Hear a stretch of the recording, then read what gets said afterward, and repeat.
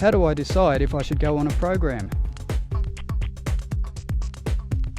The best way to decide, and this is how most people would decide if they need to go on treatment medication, is essentially if the problems that you're getting from drug use in your life are too much for you.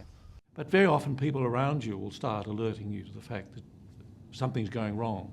Your girlfriend, your family, even the children can identify a problem in their parents. Or if you've run into problems with the law, or you've presented to a doctor for another reason and they've discovered that your drug use is creating the original medical problem that you presented. It took me a long time to realise that, or to admit anyway, that I needed to go on a program. I was probably, I was 27 before I even could step foot inside a prescriber's office. But you know, luckily it wasn't too painful an experience, not at all. I was encouraged to go on it for a job, and it was too difficult for me to run a habit, and I wanted the job. So the advantages of methadone and buprenorphine treatment essentially is that it can help bring stability to people's lives.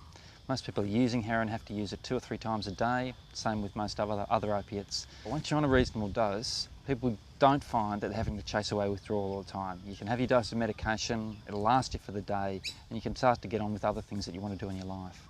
I guess the biggest single advantage is that people on methadone or buprenorphine treatment use less heroin. And because they use less heroin, it's less likely that the areas that heroin use affects in people's lives are going to be a problem. So, less chance of getting bloodborne virus, hepatitis C particularly, less chance of having legal problems, less chance of fatal overdose, and general improvement in people's lives, people's relationships. Those sorts of issues are typically better. Mental health's typically better.